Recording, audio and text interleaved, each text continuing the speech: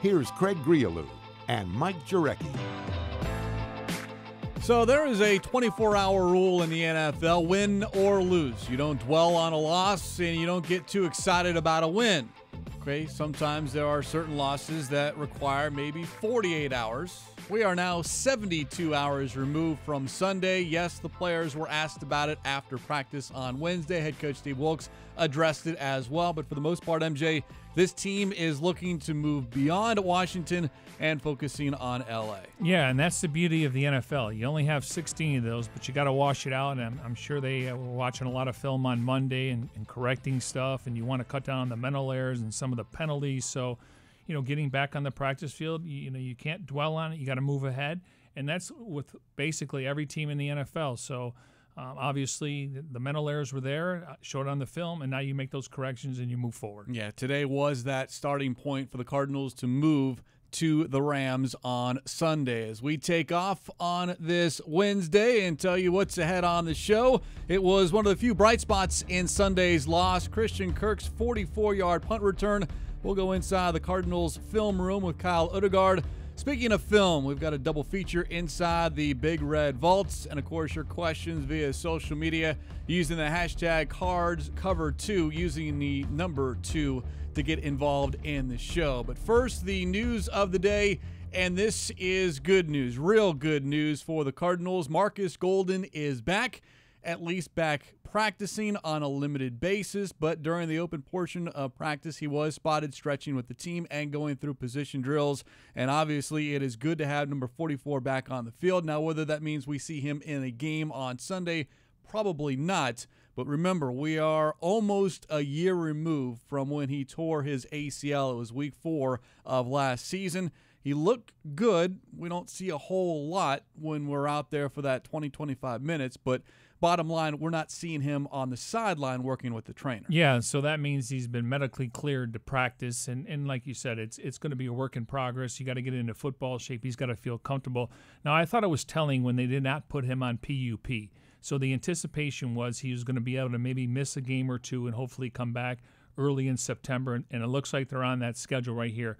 But obviously you need to practice.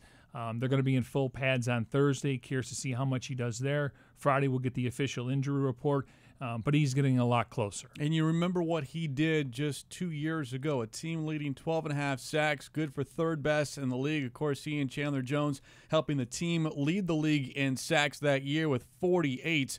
So, and I briefly ran into Chandler Jones in the locker room and asked him just how excited he was, and he's beyond thrilled just because it takes some of the pressure off of him as far as the double teams and just the ability now that there is someone else on the other side of him that opposing offenses now have to be aware of. Well, I mean, you look at the duo as a whole. I mean, the numbers they put up a couple years ago, I mean, you can rank, once he's healthy, you can put him in the top 5 when it comes to two legitimate pass rushers from the edge. Now, he is learning a newer position. Now, he did play with his hand in the dirt at Missouri, but he said last year, I got a chance to talk to him today, and he said, I've done it last year. There were times we showed a 4-man front. Now, one thing I think that they were missing, and I can't wait for him to get back, is his energy, his passion, and the way he attacks the ball. I thought the defense was missing that, and that's what happens when you look at the scoreboard. Maybe in the early second quarter you're down 21-0. Now you still got to play the rest of the game, but he brings a lot of passion, toughness, and I think they were missing that, and it's contagious. Again, we talk about somebody make a play on defense, whether it's an interception or forced fumble, maybe hitting the quarterback and getting him off his spot. They need, like Kemdichi, for an example, had a really good game. Build off of that, okay? But make an impact play, and I think they were missing that in game 1. You mentioned hitting the quarterback, and I don't know if you always look deep into the stats, but it hit me when I was looking at it today and specifically trying to figure out Markus Golden. But Benson Mayowa had 3 of the team's 8 quarterback hits on Sunday. He's someone that I think is the reason why you can be cautious and not bring Golden back immediately because, yes, he's not Markus Golden, but he is certainly someone capable of giving you quality snaps, which he did against the Washington Redskins. And it's just a guess. I mean, I got to assume his first game back, instead of playing 65, maybe you get him out there for 40. Maybe you bring him in situational passing downs. In other words, that's what he does. But Mayowa, he's a guy that's earned playing time, and he's going to be part of that rotation until Golden's 100%, and he's definitely in football shape. So that's depth right there. We talk about the depth on the defensive line. You know, Olsen Pierre wasn't out there when we were in media availability. He only played a few snaps in that game. He had an outstanding preseason. So the fact is you get a good rotation there. Hopefully you can keep those guys fresh throughout the course of the year. So how did Markus Golden look on the practice field? Here's the head coach, Steve Wilkes. It was great to see him out there. I thought he moved around well. He was limited today, but he did some good things, particularly individual period, moving around. You know, I miss his energy, his enthusiasm. I think it's infectious. You know, it just, you know, carries over with the rest of the team, particularly the defense, starting with those guys. A lot of energy. You know, he's a guy that's very vocal, you know, and you need that out there on the defensive side of the ball. You know, all our eyes are on Markus Golden, rightfully so. We got the same reaction last week when Jermaine Gresham returned to practice. He was close. I mean, it was a game-time decision. He was close. I think he's much closer, and I think they need him on offense. Another guy that brings energy, toughness. He's really good in the blocking game, and I go back to those 16 rushing touchdowns that David Johnson had in 2016. If you look at a lot of those red zone touchdowns, it was because of Larry Fitzgerald and obviously Jermaine Gresham. And it would also take a little bit of the stress off of Ricky Seals-Jones, where he can focus maybe more on the passing game. Gabe Holmes, more of a, you know, a depth guy and can play on special teams. So the two guys that they had on PUP, they both not only are productive players, but they bring energy to both sides of the ball, and I think that was lacking in the first game. And it's the intangible that sometimes you can't measure. It doesn't show up on stats, but you can feel it on the sidelines, and teammates certainly feed off of that as well. Cardinals at the Los Angeles Rams on Sunday at LA Memorial Coliseum. 1:05 is the kickoff. 8:30 a.m. the pregame coverage begins on the Arizona Cardinals Radio Network, and we're breaking it down with you all week long here on Cards Cover 2, Monday, Wednesday, and Friday, 3 p.m. Watch live on azcardinals.com/live video. Also find us on YouTube. Just search Cards Cover 2. Miss the show? Download as a podcast via Apple Podcasts, Google Play Music, SoundCloud, or TuneIn. And this Sunday, certainly a big deal for everyone but him, talking about Sam Bradford going back to L.A., the team that drafted him so many years ago. Okay, it was 2010, not that long ago, but certainly a while ago. And interesting that Bradford has never played against his team that drafted him. Yeah, you would have thought just playing in the NFC, you know, just as a whole, usually you play a certain division every year, and then depending on where you finish in a certain place, those are your extra couple of games. He's played for the Eagles, he's played for the Vikings, and now he's with the Cardinals. That surprises me that he has yet to face his former team that drafted him first overall. And three other teams on that list as well, Bengals, Steelers, and Titans he has never faced in his career. That makes sense, though, because it's the AFC. Yes, and Bradford was asked about that as far as emotions, and he really said there are none because, well, there's not a lot of familiar faces on that roster or in that building that he will know or even familiar with or friendly with. So it's almost like another team for him. Well, they moved. I mean, well, they got a new facility. They're moving into a new stadium. Nothing is the same, and obviously the head coach is no longer there. So nothing's the same for Sam Bradford when he looks at the Rams. And, of course, let's hope that nothing is the same for Bradford in Week 2 compared to Week 1. 20 of 34, $153, and 1 interception. He was sacked twice. Here's Bradford looking back on his performance and the offense overall on Sunday. The encouraging thing when we looked at the film is, there weren't any major glaring breakdowns. It just seemed to be a minor thing here or there, but in this league, the margin for error is so small that, if we all aren't on the same page, then, those mistakes can cost us, and I think that's the reason for some of those 3-and-outs early in the game. But I think even more important this week, going against LA, obviously they've got a very talented group, on offense. They scored a lot of points last year. We got to make sure that we help our defense out, that we keep ourselves on the field, and that we're going down there and scoring points. Obviously the interception, I think, just take what's there. I think I've tried to force that one a little bit. That defender was a little further back than, I thought on tape. Larry was open underneath on that one. So, I think just being patient, even when the game gets the way it was, continuing to take, what's there. And just not trying to force things. I think that was a couple of the things. when you're not 100% confident in throws, they tend not to be accurate because you don't feel great about it. And I think there were a couple throws that I made where, in my mind, I was like, I don't know if I should be making this throw, but you kind of go ahead and you still try to make it. And I think that's what resulted in some of the inaccuracies.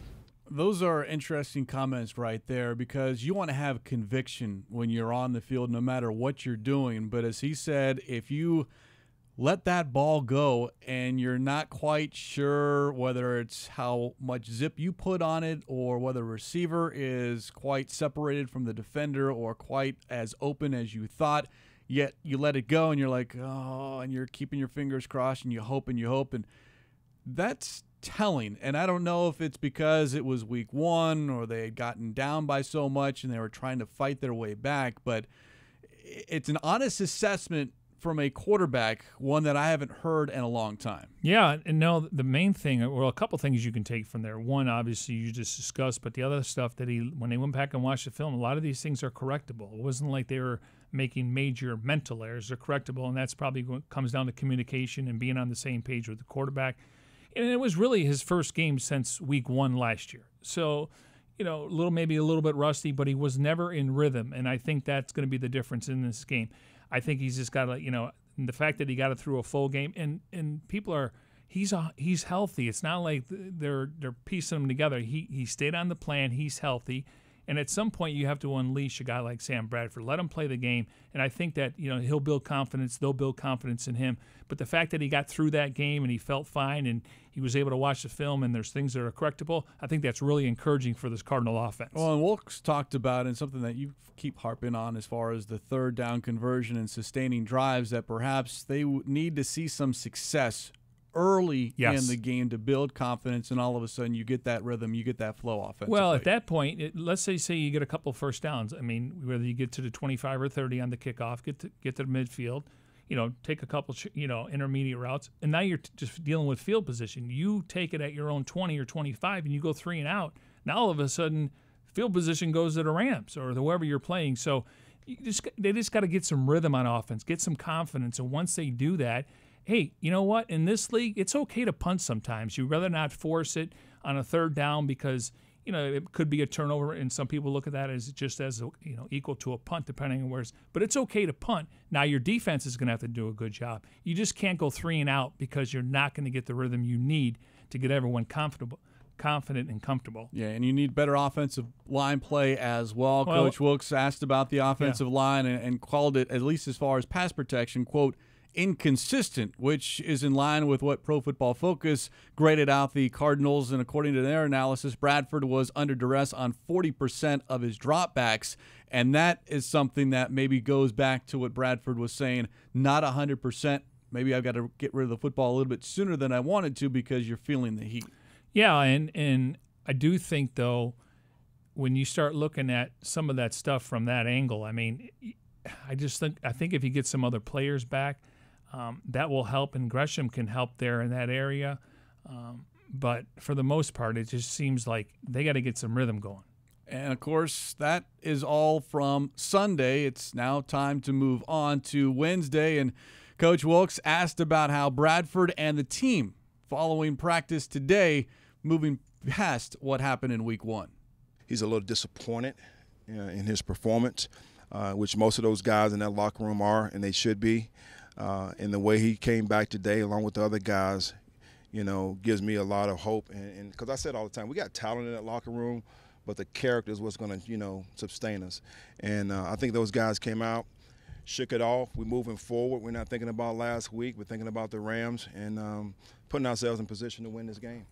Going back to what you said previous, the fact is, though, when you start looking at it, I mean, if you can get, mass protection on some of this stuff, and that's how you're going to be able to move. And I think Gresham, like I said, can really help this team moving forward. But protection, I think this team, based on what they have numbers-wise, they are a much better running team than they are in pass protection. So getting Coleman in there, getting Gresham in there, that can help them and getting an extra lineman. Because I thought John Wetzel played well when he came in for Andre Smith. So I think it's pretty obvious their strength is running the football. Now they have to protect, and sometimes you have to go with mass protection. By the way, Andre Smith, the MRI back on his left elbow, came back clean, just dealing with some soreness, according to Coach Wilkes, and right now listed day to day. And as you look now with The Rams, defensively, especially up front, we all know about Aaron Donald and Ndamukong Suh added to the team and Michael Brockers. That's a front right there that will scare any team, but that is what that offensive line is charged to do this week, to open up lanes for Johnson and to give Bradford time to throw. And I was encouraged with Mason Cole. According to Pro Football Focus, he only let up one pressure. That's his first game as a rookie starting. That's the key matchup in this entire game. We could talk about stopping Todd Gurley. We could talk about how Jared Goff's going to spin it down the field with Brandon Cooks. The key in this game is obviously the interior line for the Arizona Cardinals. That's Upati, Cole, and Pugh. They have their work cut out. And then you got Derek Coleman maybe as a safety net when it comes to Bradford if he's going to throw the ball. To me, that's the key matchup. You have – those guys are going to make some plays, but you have to keep them off of Bradford, and you have to open some holes up for David Johnson. Of course, if you're Bradford as the quarterback and you're looking over your offensive line and you're staring at the face of an Aaron Donald or an Ndamukong Suh, Michael Brockers, yeah, that's quite the challenge. And, of course, it was asked of Bradford after practice on Wednesday what he is about to face this week. The thing about this week is, obviously not only do they have him, but, they've got Suh, they've got Brock. I mean, their entire defensive line is really good. And so, I think with that depth, it might alter some of the things we do and kind of change the way we try to attack them. So, yes, we're very aware of Aaron Donald and their front this week. Suh was saying during the preseason that he always marks when he's going to play you and he wants to hit you extra hard. Is that something you're thinking about? Great. Sorry to bear that. Yeah, no. I mean, I get it. I think everyone wants to hit me. I think that's kind of how it goes. So I don't think I really think too much more about it than any other week. So some context there on that last question that got Bradford to smile and chuckle a little bit. And Ndamukong Suh in the offseason was quoted as saying, "I always mark the calendar when I have Sam Bradford on there no matter what." And it's nothing personal. It goes back to that 2010 draft class. Bradford was number 1. Suh went number 2 to Detroit. But as it was pointed out to me, I believe, by producer Jim Omohundro, if Suh now has a problem with that, well, just go ask your boss right now because you're in Los Angeles. And, of course, now everything has kind of come full circle. But it is something that – and it's that chip on someone's shoulder, which is perfectly fine. But, of course, it had to be asked of Bradford here today. Yeah, this kind of reminds me of Jalen Ramsey, where a lot of these guys do interviews in the offseason. And he was on a podcast like maybe in June. And this came out, and then everyone printed the story. And I kept it. Yeah, exactly. You're a prime example. And then when we get to week 2, this comes up. Listen, every defensive lineman wants to hit the opposing quarterback. It's just not personal. But here, he felt, slighted. He should have been the first overall pick. He has to understand this is a quarterback-driven league, and the Rams were looking for a franchise quarterback, so it makes sense they took Sam Bradford. And, of course, in the offseason, it makes great headlines and great copy for everyone out there. A couple of other notes. We mentioned Andre Smith and the MRI. He was not spotted on the practice field during the open portion earlier today. Also not spotted Olsen Pierre. And then after we were out there and during the heat, we all went inside. And the team did as well. Coach Wilkes said they practiced in the bubble. Yeah, interesting because up until today, they've done their walkthroughs in the bubble. For our listeners, that's what they do before practice. They go out there and do a walkthrough based on who you're playing. They look at their cards. So they've been doing that. But practice-wise, and Wilkes talked about this game coming up on Sunday throughout the preseason to get this team ready. I think based on, what happened in that game, maybe he feels like it's best to go indoors for a couple of days. But they're going to be in full pads tomorrow, whether it's inside or outside. And last note about today, it actually centers around what happened on Tuesday. And props to Corey Peters, Antoine Bethea, and Trey Boston on Tuesday. Players' Day off, by the way. They met with Governor Doug Ducey at the Capitol to discuss criminal justice reform. Ducey, in a tweet, also sent out a bunch of pictures, but in a tweet noted Arizona's efforts to reduce the prison population, offer job training to release offenders, and provide a real second chance. Team President Michael Bidwell was also at the meeting, and of course it was a talking point after practice with all 3 of those players. And I told Bethea, props to him. The only reason this got out was because of the governor's office and their tweet. Otherwise, they kept it very low key because it was something important to them that they wanted to discuss. And I got a chance to listen to Antoine Bethea and Trey Boston today, and then I know Peters also spoke about it. They came away refreshed that there is going to be progress, and they're going to be included in this conversation. So, it got out there by the governor. They wanted to keep it in-house, as you mentioned, but at least they're starting the conversation. And this can go a long way. Hopefully other NFL cities decide to do it. I know there's a lot of players out there that don't get credit for stuff they do on their days off, but this is impressive that you send in a few guys to have that conversation. It feels like, at least talking to the guys and listening to them, there was progress made, and they are encouraged for the next meeting. And again, it all starts with that discussion. As we have a discussion here with you every Monday, Wednesday, and Friday on Cards Covered 2. Watch live on azcardinals.com/live video. Also find us, Grialou and Mike Jurecki, on YouTube. Just search Cards Covered 2, and it is downloadable as a podcast as well if you miss a show via Apple Podcasts, Google Play Music, SoundCloud, or TuneIn. And, of course, a little bit later on in the show, we invite your comments, your questions via social media. Hashtag Cards Covered 2. Hashtag Cards Covered 2 using the number 2. One of the few bright spots from Sunday is special teams. In fact, there were a couple of different bright spots on special teams. Andy Lee punting the ball. But, of course, it was the punt return of Christian Kirk that has a lot of people excited. 44 yards. It was late in the contest. It was a 4th and 11, and Kirk found the seam and went up and in downfield. Yeah, it was late. Just under 5 minutes to go, 24-6 at that time, but it gets you excited about the prospects of certainly this special teams unit as a whole, and then punt return as well. As we now debut a new segment here on Cards Covered 2, we're going to go into the Cardinals Film Room with Kyle Odegard of azcardinals.com as he joins us here on this Monday afternoon. We're going to do it joins us here on this Wednesday afternoon. We'll do it every Wednesday here on Cards Covered 2. And this is something, Kyle, that you've done for a number of years on azcardinals.com. You pick a play during the game, offense, defense, special teams, and then kind of dissect it, diagram it, and really break it down. You do a great job online, and now we're going to kind of bring it to life here on Cards Covered 2. Yeah, it's amazing when you go and look at one play, all the moving parts that are going on, and it's something that you don't understand as a casual fan, everything that goes into every single play in a football game. And you talk to different players and see exactly what they saw. It's fun to do, and you learn a lot just by listening to these players every time. Now, when you started doing this 5 years ago, what was your idea? Because this is something that you don't see other teams do. And I know that you got to find the players, you got to find the play, and you got to talk to them. And then obviously get it online. And if you missed any of the story, you can go to azcardinals.com, Kyle Odegard. Look for the story there.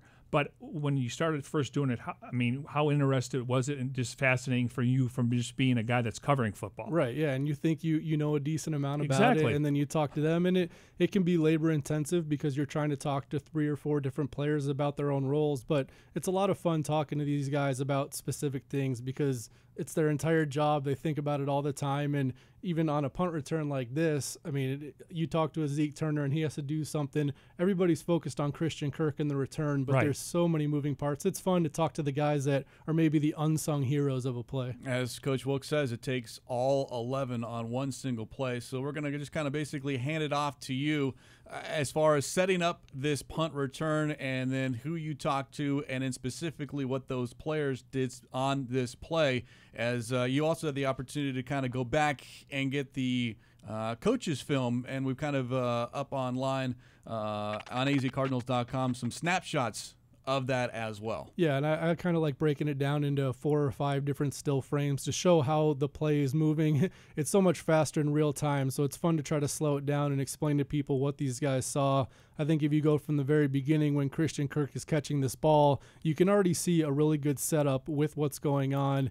Zeke Turner and Trent Sherfield, a couple of undrafted rookies who were kept because of their special teams prowess, they had a nice wall set up on the left side, and Christian Kirk was running to his right. So he knew right away, he said, that this was going to be good, nice and lined up. And Rudy Ford is a guy who he was the guy guarding the gunner. He did a good job of getting him out of the way, and that allowed Christian Kirk to hit full speed right away. If Christian Kirk had to move laterally, that really hurts the return because it lets these guys flying downfield really get after him. But he hit it pretty fast, and I think Zeke Turner is an important one here. You see he blocks one guy into another, so 2 Redskins went down and really cleared the way. really easy return for Christian Kirk. He's a fast guy who has a lot of talent, but this was a lot of blocking. I mean, he had a lot of grass to go with. And then if you see Derek Coleman right here on the left, good job by the fullback who is a special teamer. He gives him another block, a lot of room for Christian Kirk. And at this point, he's looking at the punter. You see the punter coming up, and he realizes, I'm going to have to cut back in because Christian Kirk said the punter was coming at such an angle that he wasn't going to let him go down the sideline. Obviously, Christian Kirk is much more athletic than the punter, but if you and anybody can kind of force you to go one way if you use the sideline. So he decided to cut it back in, and this is kind of the area where I talked to him. If you see right here, he could have gone back to the right and probably scored a touchdown, but he said, this is a split-second decision. These guys are coming behind me trying to catch me. He said, you can't stutter your feet as a punt returner. Once you start thinking about it too much, these guys from behind are going to catch you. So he made the decision to go left. He almost got away. I mean, he was dragging the guy, and if he gets off, that's probably a touchdown. But overall, 44 yards, impressive punt return, which the last few years we haven't seen a lot of good punt returns. So overall, I think you have to feel good about the punt return game. Talented guy and good schemes by Coach Jeff Rogers. Now, for those listening to the podcast, you can check out Kyle's work on azcardinals.com as we kind of slow down the play and speed it up. But it was an interesting note about Kirk's decision to go inside as opposed to outside, because as a fan, you're watching that and you see all this green to your right. You're like, what are you doing? Make the cut. It's very simple. And all of a sudden you got a touchdown. But to hear him tell you and read about it on azcardinals.com that you have to remember, these are split-second decisions, and you don't have time to think back, and you got to be aware of your surroundings, and you make decisions. And sometimes it's right, sometimes it's wrong, but he felt the best course of action was to take it to the left. I felt kind of bad going to him, and I have a freeze frame. I'm like, okay, obviously you're not in a freeze frame type of thing, and we're even slowing it down and doing it in slow motion. But like you said, it's split second, and the safety, Troy Apke, who is on Washington, he was actually facing the other way. He did a good job of flipping around himself, because you can understand Kirk's thought process, because at the point, Troy Apke is looking to the right, and Trey Boston had pretty good leverage on him, and Troy Apke did a good job to get around him. You understand why Kirk did it. Split-second choice. Yeah, I think in retrospect, if he did go to the right, he probably scores, but it's a decision you have to make quickly, and that's the big thing he stressed, is just if you don't make a decision there, if you're wishy-washy, these guys are coming behind you, and they're just going to tackle you. That's fascinating that he actually told you that. I mean, because you're right, it is a split-second decision, and obviously you got to go with what your instincts tell you there. When we've talked about this, I think we're in agreement here, all three of us, that this special teams, we're not talking about it where it was the last couple of years. We watched Kirk in the Chargers game, he almost took one back. It's just a matter of time. Don't you agree? Yeah, and I think it's a lot because of the coaching. I think they're doing a great job with the scheme. I think they've chosen these undrafted guys who are very good on special teams and are dedicated to that craft. Zeke Turner, Trent Sherfield, they're not really playing on offense. Dennis Gardeck, they're not playing on offense or defense. So they said this is almost a competition for us where we want to be the best special teamer. They take a lot of pride in it. And you saw with those blocks that Christian Kirk did a nice job of finding that hole, but it was just set up so beautifully by everybody else. And he's so fluent when he catches the ball. You and I were watching training camp one day, right? And there were some other guys out there, I'm not going to name them, but you said, look how fluid he is. It's almost like second nature compared to other guys. So it's just a matter of time. And again, even if you can get 20 to 30, in this case 44 yards, it helps field position regardless of if he takes it back to the house or not. You can tell he's a natural catcher, and he's got very good vision too. He makes decisive moves. He understands what he's looking at. The way he catches it reminds me of Patrick Peterson, where it's just very effortless. All those guys might muff a ball or two throughout the season, but overall you feel good about it, and it's something where I think a lot of things went wrong in this game, but one thing you feel good about is the punt return unit and Christian Kirk doing punts. Yeah, Kirk told you, quote, "We know we can bring a spark and put the offense in a good position. In the future, we know when we get out there, every time there's an opportunity for us to take it to the house." And that certainly was an opportunity and more probably expected in the future. And they have a weapon in Andy Lee. Yeah. No, see, we're not talking about the punter. That's a good thing, right? Right. Hey, you have to keep it close. I mean, you have to do some stuff on offense, play well on defense, but in those close games, special teams can often mean the difference between a win or a loss. Again, it's a well worth read and a dissection. azcardinals.com. Kyle Odegard and the Cardinals Film Room. We do it each and every Wednesday here as Kyle kind of takes a play, offense, defense, or special teams, and really breaks it down, and I'm bringing it in here on Wednesday afternoons for us. Kyle, appreciate good stuff. Yeah, here on no Cards problem. Cover 2. And as we let you go, just a quick question. I'm going to date myself here, and probably MJ as well. Born in the 90s? No. No? Okay. Not even close. Not even 1985. close? 1985. Well, close. You were 6 years old when we were going to talk about the next thing here as we're going to get ready to. I remember it well. 6 years old. I knew that was trouble as I started this. But getting to dip into the Big Red Vault twice here on this Wednesday. Cardinals and Rams. First, a flashback to the 1991 season opener between the Cardinals and Rams in Anaheim, by the way. Then 1996 matchup at Sun Devil Stadium, a game that went into overtime. Let's open up the Big Red Vault. The 1991 season opener took place in Los Angeles, and the Rams were in a giving mood.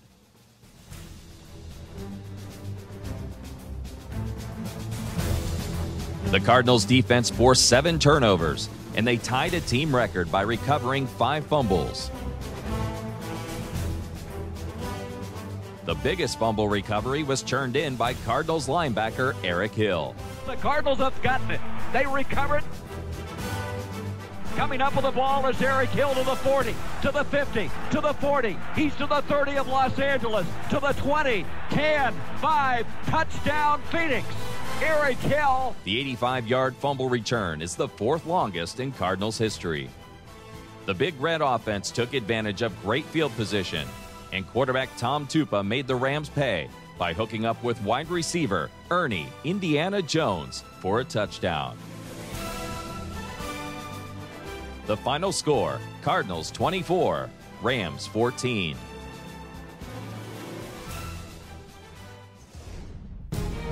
In 1996, the Cardinals welcomed the Rams to Sun Devil Stadium. Quarterback Kent Graham completed 14 consecutive passes and 37 on the day.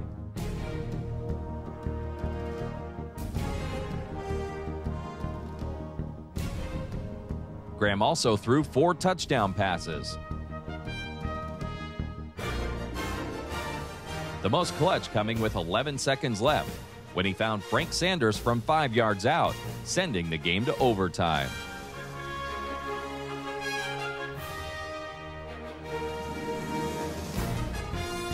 Running back LaShawn Johnson took over. He raced through the Rams defense for a 66-yard gain, setting up a game-winning field goal attempt.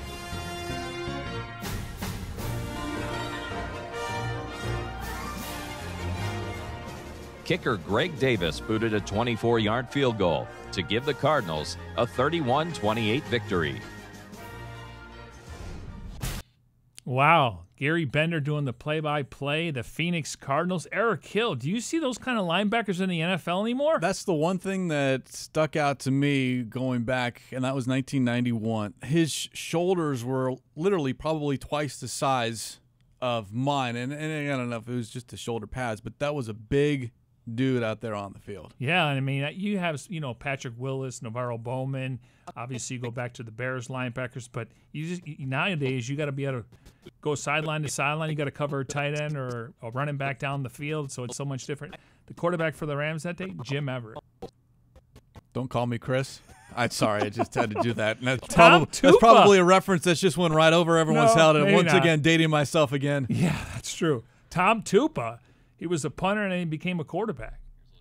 Yeah, that's unbelievable. Eric Look at Hill, those. still, just the picture is just unbelievable. That's a big gentleman. 85 yards in the first quarter. You think he was going for a breather on the sidelines? Oh, absolutely. And look at the dirt. Well, that's Anaheim. That's the first. Yeah, that's Anaheim. Yeah. That doesn't happen anymore. Well, outside of got the one Coliseum, stadium, and in that's Oakland the Raiders for a couple more years. Outside of that, but it's always good to look back, and we do it a couple of times a week. We'll do it again on Friday. The Big Red Vault. I was going to say the other one. You look at that game. Jimmy mentioned in the voiceover, Jim Omohundro, Kent Graham threw the ball 58 times in that game. Now, granted, you had overtime. Tony Banks was the quarterback there. it's just all these different names and Frank Sanders. I mean, it's just great. Hey, if you got to throw it 58 times to win, you throw it 58 times. And they had Isaac Bruce and Kinnison. I mean, it was just, you start looking at the Cardinals. I mean, their defense. I mean, it was, you just look at that game, and I mean, I remember that Kent Graham was one tough dude in there. Stood in the pocket, made the throws. But the fact that 58 times in an NFL game back in the day, and LaShawn Johnson, once he got going, I think we all look at the game maybe in New Orleans where he had like over 200 yards, I want to say. But once he got going, man, you could not bring him down from behind. We'll do it again on Friday, the Big Red Vault. Right now, it's time for the Bird Gang to sound off via social media, Twitter, Instagram. Some questions here on Cards Covered 2 using the hashtag Cards Covered 2 with the number 2 at the end of that. Grialou and Mike Jurecki, let's go first to Twitter. Question about the opinion on fans booing the team in the first half on Sunday. And before I get your thoughts, I'll just let everyone know that Coach Wilkes was asked about it on Monday. We talked about it on Monday's show. He said it was, quote, well-deserved. You're not performing. Well, that's the result. Listen, I mean, they pay a lot of money for those tickets. They're passionate fans. I mean, I don't know if the entire stadium. Now, it was because they had just gone 3 and out for the second straight drive. And that clearly they weren't happy. They went in there with expectations. We want to see them move the football. I understand both sides. I think the true fans weren't booing, but I understand if the team's not putting a good product out there and you paid your hard money, I get it. But let's support the team. Second quarter, I get it, though. I mean, I could see both sides. It's just, if you want to prevent that, go on a nice long drive and punch it in, and they'll start cheering. I just think fans were just so excited to have football back, and then that was what was on the field as far as the product, and they didn't like it, and no one liked what they saw on Sunday. Let's move over to Instagram. A user wants to know about Sunday's game, specifically David Johnson. How do you think he looked in his first game back in basically an entire calendar year? Yeah, I mean, you would like to see more production, but they fell behind, so you had to abandon the run. I like the fact of how they got him involved in the passing game. He was targeted 9 times. He had 5 catches there. It will get better as the season goes on, and I anticipate he'll have a bigger role this week, and I like the fact they brought in Chase Edmonds. But that was his first game back, and sometimes you just got to take a couple hits and get up, and he did that. I was encouraged what happened early in the game with those nice runs he had. You got to continue that, and I think you're going to see more of that just because now they know what to expect. In this Rams team, as I mentioned earlier, you don't want to get in a shootout with them. You want to control the ball, and you want to control the line of scrimmage. Yeah, the headlines going into this week will be David Johnson, Todd Gurley. We'll talk more about that. Not that they go up against one another, but certainly the focus of those two for their respective teams. We'll get up more in depth on that on Friday. Also from Instagram, how do you think, speaking of the Cardinals and Rams, how do you think the Cardinals will do against the Rams offensively and defensively? Well, it's a tough matchup. I mean, like I said, I think Sean McVay is one of the better play callers in the league. Todd Gurley, you can put him in that conversation for maybe one of the top running backs along with Le'Veon Bell and David Johnson. They got Brandon Cooks. They traded for him. They spin it down the field defensively. Wade Phillips is kind of the head coach of the defense. They can cover on the corners with Aqib Talib and Marcus Spears. It's going to be a tough matchup, but you have to win one-on-one matchups. If the Cardinals can get the ball running and maybe get Goff off his spot a little bit, you're not going to shut Gurley down. You hope to contain him. Well, you saw what the Raiders were able to do, especially in the first half, a little bit up-tempo, catching the Rams off guard. But as you said, you got to be able to get pressure on the quarterback.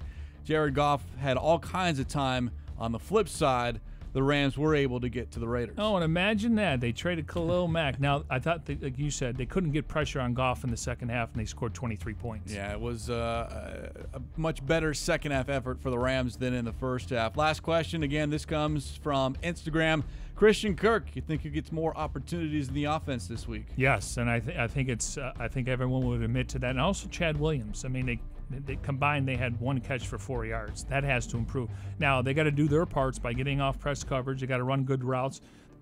Bradford's got to be accurate. So it's a combination of things. But I think when they go back and watch the film, they got to utilize the playmakers besides the Fitzgeralds, Ricky Seals-Jones, and David Johnson. These guys, if they can get open, Bradford will find them.